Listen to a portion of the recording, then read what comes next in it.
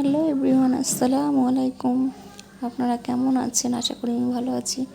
এই দেখতে পাচ্ছেন আমার মা আমাদের বাড়িতে চলে এসেছে রাত্রেবেলা, আর আমার জন্য অনেক কিছু খাবার টাবার এনেছে, সব কিছু মিলেমিশে এনেছে। আর এখানে সন্ধ্যাবেলায় আমাদের বাড়ির কাজ হচ্ছে, কারণ দিনের বেলা তো মিস্ত্রি পাওয়াই যায় না, তো রাতে। আর এখানে মা চলে এসছে না বলে, তাই রাতে রান্না একটু কম পড়েছে তরকারি, তাই ডিম আলু রান্না করে নেব। আর এখানে মা এই যে মিহিদানা লাড্ডু সিস্টেমে এইটা এনেছিল, তা আমি একটু টেস্ট করে দেখছিলাম কেমন টেস্ট হয়।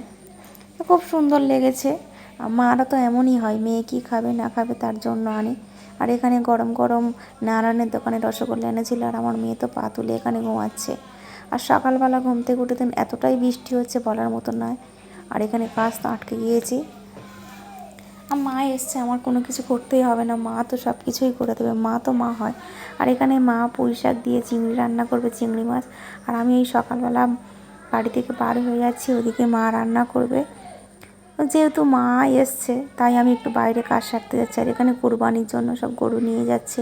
আর এখানে বৃষ্টির দিনে আমার বাড়াতে হলো, কারণ মা আমাদের বাড়িতে এসেছে, আর তো আসবে না, আর আমিও বাড়াতে পারবো না, যেহেতু আমার মেয়েটা অনেকটা ছোট। তাই এখানে কাজকাম সারার জন্য চলে আসলাম। তারপরে আমি সব কিছু কাজ সেরে বাড়ির দিকে রওনা দিয়ে দিলাম। আর এখানে বৃষ্টি হয়ে রাস্তা ঘর সব তো ভিজে একাকার। আর এখানে বাড়িতে এসে দেখি না মেয়ে তো ঘুমিয়েই পড়েছে দোলনায়। তো এখানে মা একটা তরকারি রান্না করেছে, ভাবলাম একটা তরকারি তো খাওয়া দাওয়া হবে না, তাই আমি এখানে মেয়েকে ঘুম পাড়িয়ে দোলনায় ঝুলে দিচ্ছি। আর মা এখানে শিং মাছ বেছে এনেছিল, তারপরে শিং মাছটুকু আমি ঝাল করে নেবো। আর এখানে অল্প মাংস ছিল, একটু কষিয়ে নেব। আর এখানে মাছটাকে হলুদ মাখিয়ে রেখে দিয়েছি। আর যেহেতু শিং মাছ খুব একটা বেশি কড়া করে ভাজবো না, হালকা পাতলে একটু ভেজে নেব, এরকম করে ভাজলে বেশি ভালো লাগে। আর এখানে শিং মাছের ঝালটা একটু ঝোল ঝোল করে বেশি করব, যেহেতু আমাদের বাড়িতে সবাই তরকারি দেওয়া নেওয়া হয়, আর একটা তরকারি তো হবেই না বললে চলে।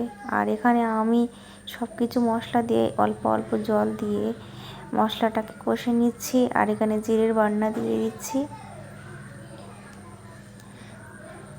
আর এখানে মেয়ে তো আমার ঘুমাচ্ছে, আর একবার করে আমি দোলনায় দোলা দিয়ে যাচ্ছি। আর এখানে সব কিছু হয়ে এসছে কমপ্লিট।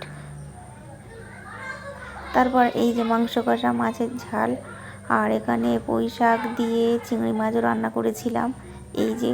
তারপরে আমার মেয়ে ঘুম থেকে উঠে গিয়েছে, তারপর খাওয়া দাওয়া করার পরে মেয়েকে নিয়ে আমি একটু শুয়ে রেস্ট নিলাম।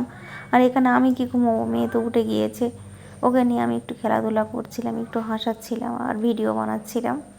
আর ও তো ফোন দেখলে তাকিয়েই থাকে, ওর ছবিও দেখতে পাই, মনে করে কি দেখতে পাচ্ছি, ফোন থেকে চোখ সরাই না।